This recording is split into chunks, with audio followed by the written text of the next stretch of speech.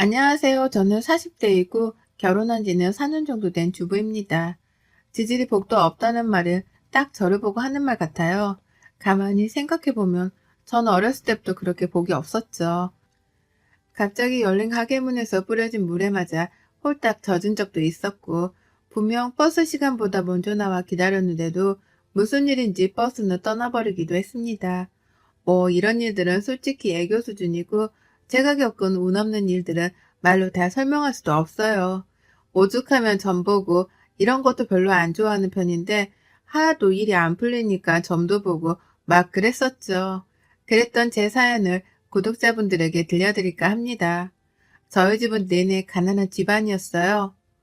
자식이라고는 겨우 저 하나뿐인데도 부모님은 버거워하셨죠. 부유한 집은 아니더라도 사랑으로 늘 저를 키워주셨고 아껴주셨던 부모님이셔서 괜찮았습니다. 다만 돈이 없다 보니까 겪어야 하는 서러움들이 있긴 했었죠. 남들 다 행복한 어린이날이나 크리스마스 같은 날에 저희 가족은 한 번도 제대로 챙겨본 적이 없었어요.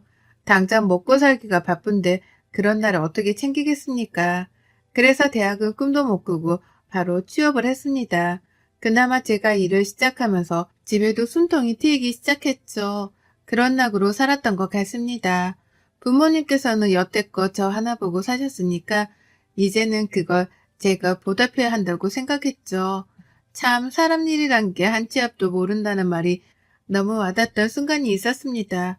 숨통이 겨우 트이고 저희 가족도 가족여행을 다니기도 하면서 나름 평범하게 살아가게 되었는데, 아니 행복과 여유를 찾은 지 얼마 안 된 시점에 아빠께서 먼저 세상을 떠나버리셨어요. 뭐가 그렇게 급하셔서 가버리셨는지 엄마랑 저는 믿기지 않아서 정말 힘든 시간을 보내야만 했습니다. 아빠는 졸음운전을 하시다 사고가 나셨고, 그게 꽤나 큰 사고로 이어져 결국 가셨어요. 아빠가 가신 것도 너무 서글픈데 피해본 차량들도 사람들도 있어서 합의하는 것도 쉽지가 않았습니다. 정말 너무 서글펐고 힘겨운 시간이었죠. 딱 한 번만 시간을 돌릴 수 있다면 그 전날로 돌려서 아빠에게 해주고 싶은 말이 너무 많더라고요. 그렇게 허망하게 아빠를 보낸 후 제 20대는 슬픔과 좌절, 그리고 일에 찌들어하는 피곤함이 가득했죠. 그러다 30대의 남편을 만나게 되었습니다. 어느 날 제게 나타난 남편은 마치 한 줄기 빛과 같은 존재라고나 할까요? 숨막히기 힘든 제 삶에 그동안 잘 견뎠다고 고생했다며 하늘이 제게 준 선물 같은 존재였습니다. 엄청 특별하게 잘생긴 것도 아니었고, 그렇다고 특출나게 능력이 좋은 것도 아니지만 절 사랑해주는 진실된 그 마음 하나는 높이 평가할 수 있었어요. 전 이 사람이 없으면 정말 안 될 것 같은 정도로 사랑하게 되었습니다. 남편은 저보다 2살 많았는데 2살이라는 나이 차이가 무색할 정도로 굉장히 든든했죠. 외롭고 쓸쓸한 저희 엄마와 제게 따뜻함이 뭔지를 알려준 사람이고, 화목하게 살 수 있는 방법을 알려준 사람입니다. 남편과 연애를 하면서 저희 엄마가 참 많이 웃으셨고, 그 덕분에 저도 뿌듯하기도 하고 이 사람은 절대 놓치지 말아야겠다는 생각을 했던 것 같아요. 남들처럼 그렇게 연애를 하다 결혼했습니다. 남편에게는 밑에 남동생이 있었는데 시동생은 되게 오래전부터 외국에서 생활을 하고 있었고 딱히 마주칠 일이 별로 없었어요. 한국에서 사는 게 너무 싫다며 하루아침에 떠났고 거기서 아예 터를 잡고 사업을 하면서 살고 있다고 하더라고요. 그 말을 듣는데 그 결단력이 굉장히 멋져 보였고 부럽기도 했습니다. 만약 똑같은 상황이 주어진다면 아마 저는 그렇게 하지 못했을 거예요. 용기도 없을 뿐더러 엄마를 두고 어딘가로 갈 생각을 해본 적이 없었죠. 그렇다 보니 시댁은 저희 집처럼 시모 혼자 계셨습니다. 시부랑은 이혼하시고 따로 살고 계셔서 남편도 소식을 모른다고 했거든요. 어쩌면 다른 듯 비슷한 이 환경 때문에 서로가 더 끌리고 이해가 된 건 아닐까 싶었습니다. 결혼하고 남편과 저는 연애 때처럼 종종 저녁을 먹으면서 반주를 했어요. 반주를 마시면서 속마음 얘기를 하거나 서로 있었던 일을 말하기도 했는데 이게 꽤나 도움이 되었죠. 대화를 많이 해야 다툴 일도 없거든요. 그런데 하루는 남편이 제게 이런 질문을 했습니다. 여보는 장인어른 돌아가셨을 때 어땠어? 솔직히 나는 엄마 아빠 이혼한다고 했을 때 홀가분했거든. 두 분이 하도 다투니까 그 꼴이 보기도 싫었고 차라리 헤어지는 게 좋겠다고 내심 그렇게 생각을 했던 것 같아. 난 아무래도 당신이랑은 상황이 조금 다르지. 아빠가 하루아침에 돌아가신 거니까 너무 슬펐고 속상했지. 그냥 세상이 다 무너지는 기분이랄까? 앞으로 엄마랑 나랑 둘이 어떻게 살아갈까? 막 그런 생각도 했던 것 같아.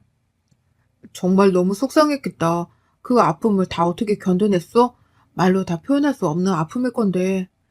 그치. 아직도 떠올리기만 하면 가슴이 미어질 듯 아프긴 한데, 그래도 예전에 비하면 많이 좋아졌어. 근데 그건 갑자기 왜 물어봐? 그냥 궁금해서.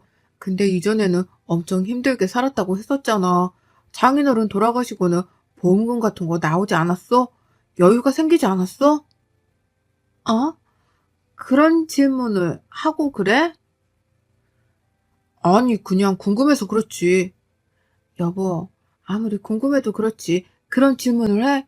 보험금이 나왔으면 어떻고, 안 나왔으면 어쩌려고. 기분 되게 나쁘네? 왜 예민하게 받아들여? 난 그냥 물어본 건데, 당신이 여유가 생긴 게 맞는 건지, 장모님이 지금 괜찮으신 건지, 그런 걸 물어보는 거지, 나는. 우리 아빠가 사고 내고 돌아가셨지만, 피해자들 합의해주고, 이것저것 다 하고, 솔직히 남은 것도 없었어. 한마디로 아빠가 돌아가셨다고 해서 엄마랑 나랑 금전적으로 이득 본 거 하나도 없어. 그게 사실이야? 그럼 장모님은 지금 살고 계시는 집은 자가가 아니야? 어? 전세인데? 이날의 남편은 정말 이상했습니다. 평소랑은 확실히 달랐죠.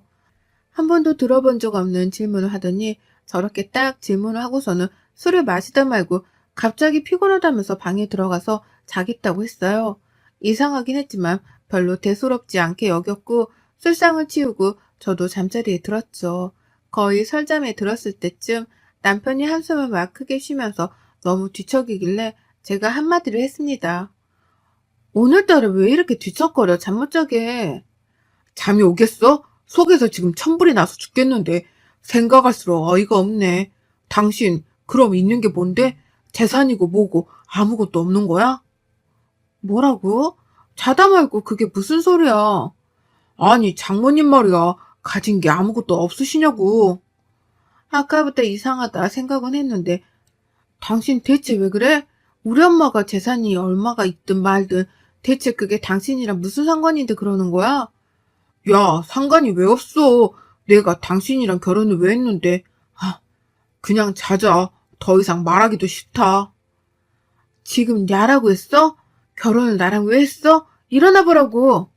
자라고. 남편은 제게 자다 말고 이상한 말과 함께 엄청 언성을 높였고 결국 다투고 말았습니다. 아무리 이해를 해보려고 해도 이해가 되지 않았고 이건 누가 들어도 마치 저희 아빠가 돌아가시면서 보험금이 꽤 나왔을 거고 그걸 알고서 저랑 결혼했다는 말로 들렸어요. 다음날 일어나서 남편에게 어제 왜 그랬냐고 해명하라고 말했지만 제게 어떤 해명도 하지 않았고 저는 더 열받았죠. 그런데 그날 저녁에 남편은 집에 오지 않았고 제게 카톡 하나만 달랑 왔습니다. 나 일주일만 엄마네 가서 지낼게. 어제 당신이랑 얘기하고 머리가 아주 복잡해서 죽겠거든. 그러니까 나한테도 생각할 시간을 줄래? 대체 뭘 생각하겠다는 건데? 당신 지금 이 태도 굉장히 불쾌해. 알아? 답 안 한다? 이게 지금 뭐 하는 짓이야, 정말. 하루아침에 전화는 왜 안 받아? 왜 그러냐고, 대체. 아무리 카톡을 보내고 전화를 해도 받지 않았고 저도 사람인지라 너무 화가 나서 더 이상 연락을 하지 않았습니다.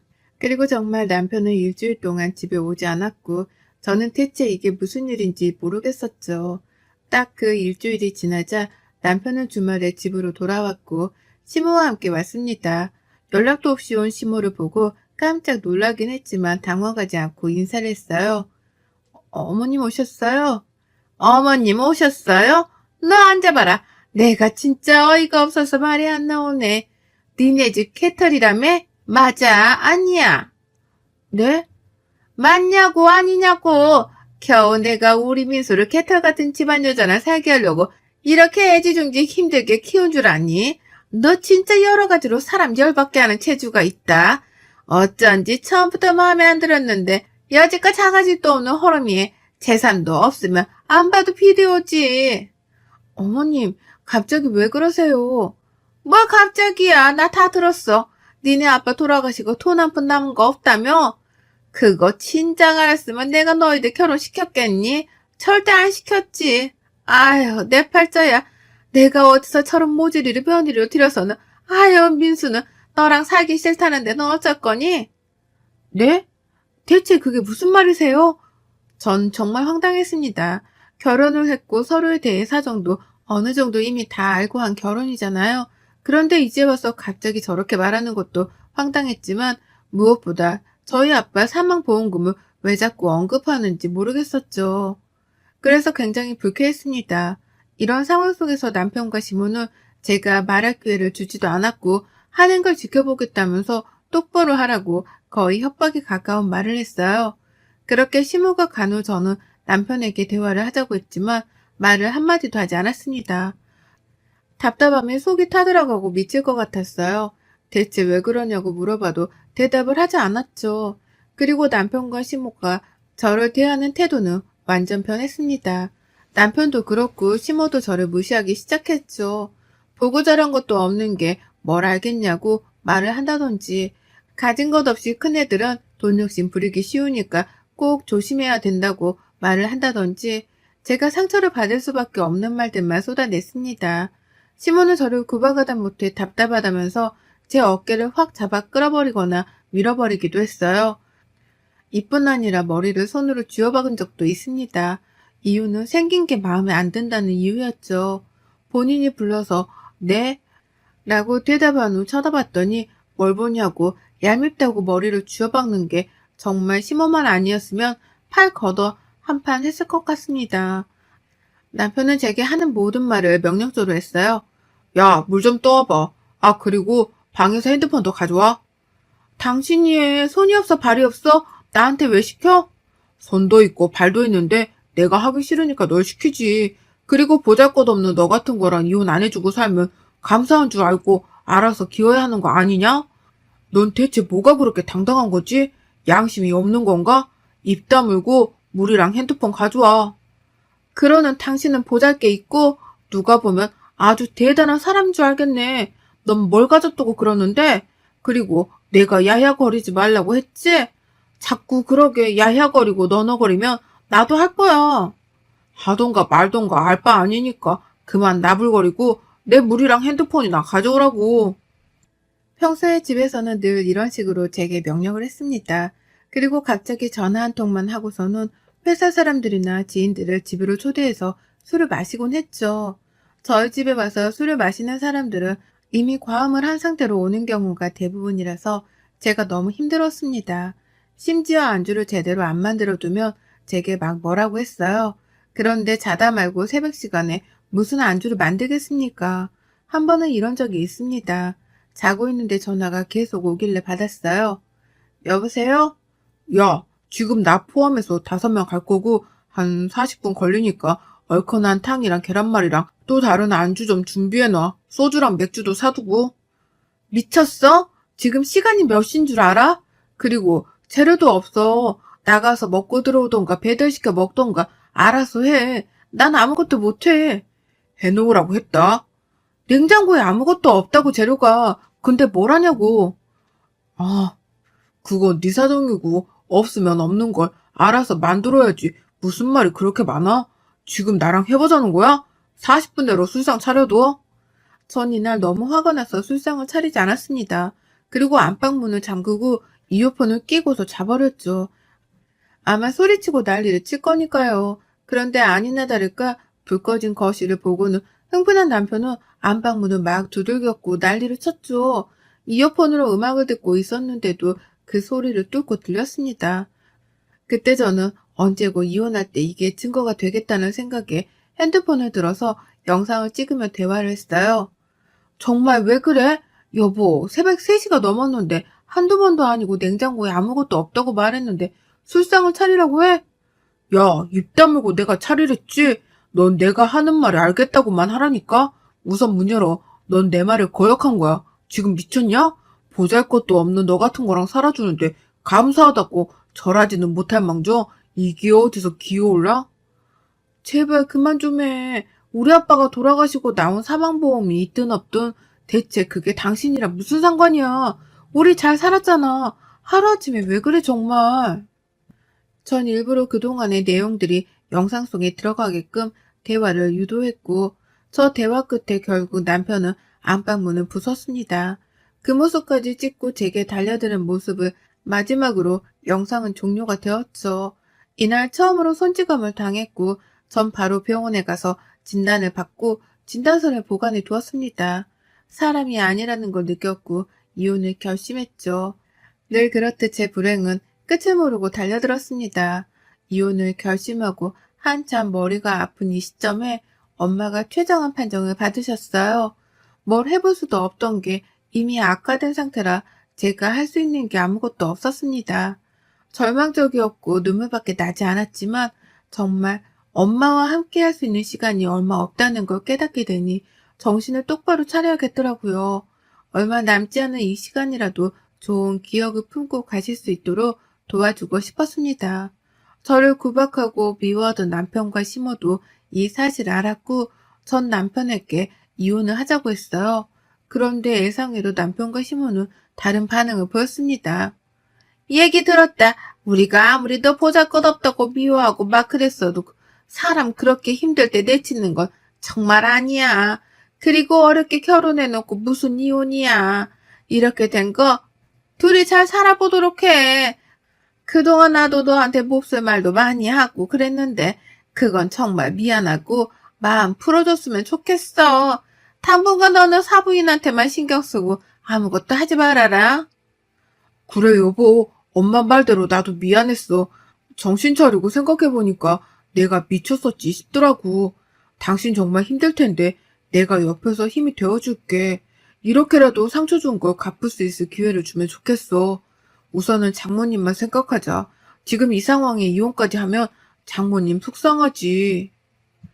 어머님도 그렇고 당신도 그렇고 둘은 왜 중간이 없으세요? 왜 늘 본인들 멋대로 하루아침에 갑자기 사람 내치고 구박하다가 이제 와서는 또 이혼하자니까 그건 싫다고 하고 어쩌라는 거예요 대체?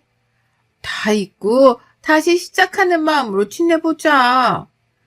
솔직히 당장이라도 이혼하고 싶었지만 엄마 생각에 아무것도 행동으로 옮길 수가 없었습니다. 그리고 시무와 남편은 저렇게 말만 한 게 아니라 정말 행동으로 보여줬어요. 제가 병원에서 지내면서 먹을 수 있는 밑반찬을 해주는 것은 물론이고 엄마도 자주 보러 왔고 노력을 많이 해주셨습니다. 그런 모습을 보니까 저도 마음이 녹더라고요. 이혼하고 싶었던 그 마음이 녹으면서 경계심이 사라졌고 의지하게 되었습니다. 시몬은 심지어 제가 너무 피곤하고 힘들까봐 교대까지 해주면서 엄마를 돌봐주시기도 했어요. 간호라는 게 가족이 해도 결코 쉬운 게 아니고 제가 직접 해보니까 얼마나 힘든지를 알았죠. 그런데 선뜻 나서서 군소리도 없이 너무 잘 해주시니 감사했습니다. 시무와 남편이 지극정성으로 저와 엄마를 보살펴주는 모습을 보고 엄마는 그 고통스러운 상황에서도 제게 그러셨죠. 우리 딸 부모 복은 없어도 남편 복에 시애미 복은 있는 것 같아서 정말 다행이다. 엄마가 편히 갈 수 있겠어. 영서야, 엄마가 가도 너무 힘들어 하지 마. 아빠가 혼자 오래 외로웠을 건데 엄마가 옆에서 그동안 어떻게 살았는지 얘기도 하고 그러고 있을 거니까 너는 살 거 다 살고 누릴 거 누리다가 천천히 와. 벌써 그런 말 하지 마. 나약하게 엄마. 나약한 게 아니라 정말로 해주고 싶은 말이었어. 사람은 누구나 죽는 거야. 어쩔 수 없어. 그걸 피할 수 있는 건 아니잖아. 그러니까 슬퍼하지 말고 가슴 아파하지 말고 최서방이랑 시어머니랑 그렇게 잘 살아. 애기도 낳고 그렇게 우리 딸 출산하는 거 엄마가 옆에서 지켜줘야 하는데 그거 못 해주는 거 조금 마음에 걸리네. 왜 이래 정말 그만해 엄마. 엄마가 부족하게 키워서 늘 미안했고 그래도 엄마 딸이라서 행복하다고 해줘서 고마웠어. 언제 가도 이상하지 않을 정도의 상태가 되자 말하는 것도 힘겨우셨고 고통이 너무 심해서 정신을 제대로 차리지도 못하셨습니다. 그러다 조금 괜찮아지시면 이렇게 말씀하시곤 했죠. 그게 꼭 자꾸 마지막 인사를 하는 것 같아서 마음이 너무 아팠습니다. 이때쯤에는 교대도 하지 않고 24시간 내내 엄마 곁을 지켰어요. 언제 가실지 모르니 말이죠. 남편과 시모가 병문안을 왔고 병실에 있다가 휴게실에 앉아서 커피를 먹고 있겠다고 했습니다. 저는 엄마에게 가서 배웅만 하고 오겠다고 하고 나갔고 충격적인 걸 들었죠. 이들은 제가 듣는 줄도 모르고 말을 하고 있었는데 갑자기 제게 잘해준 속사정을 알게 되었어요. 저희 엄마가 돌아가시면 제게 보험금이 나오겠죠. 그럼 그걸 지들이 챙기고 이혼하려는 생각이었습니다. 이 얘기를 듣자마자 저는 머리 뚜껑이 제대로 열렸고 그것들을 향해 돌진하는데 옆에 앉아 계시던 한 아주머니께서 갑자기 마시던 커피를 시무와 남편에게 확 부어버렸죠. 너희들이 사람이냐? 사람이야? 아가씨가 며느리야? 내가 이것들 영상 다 찍었으니까 고소해. 앞에 얘기 다 못 들었지? 죽이네 뭐네 그딴 얘기도 했으니까 고소해버려 바로. 에라이 쳐 죽일 것들아. 모자가 쌍으로 콩밥이나 처먹어라. 처음 보는 아주머니께서는 옆에 앉아서 시모와 남편 얘기를 듣다가 화가 나서 아예 대놓고 영상으로 찍고 있었고 그걸 제게 보내주셨습니다. 그리고 너무 화가 난다면서 저를 대신해서 난장판을 쳐주셨죠. 앞에 내용은 정말 몰랐는데 명줄도 길다면서 왜 이렇게 오래 버티고 있냐고 빨리 갈 것이지라는 내용도 있었고 빨리 가게 하는 방법이 있는지 찾아보자며 있으면 실행해보자는 내용도 있었습니다. 전 바로 그것들을 고소했고 이혼소송도 진행했어요. 진행하면서 엄마는 가셨고 복잡하고 마음 아픈 일을 한 번에 진행해야 해서 조금 버거웠지만 차라리 정신없이 지내다 보니 슬픔에 빠져있을 시간이 없어서 그런지 괜찮았습니다. 전 깔끔하게 모든 걸 마무리한 후 엄마랑 아빠랑 함께 살던 예전 동네 그 지역으로 아예 이사를 해서 조용히 살고 있어요. 아직은 엄마를 온전히 마음속에서 보내드리지 못했지만 그래도 하루하루 견디면서 잘 살아가고 있습니다. 여러분의 생각은 댓글로 남겨주세요. 오늘도 시청해주셔서 정말 감사합니다.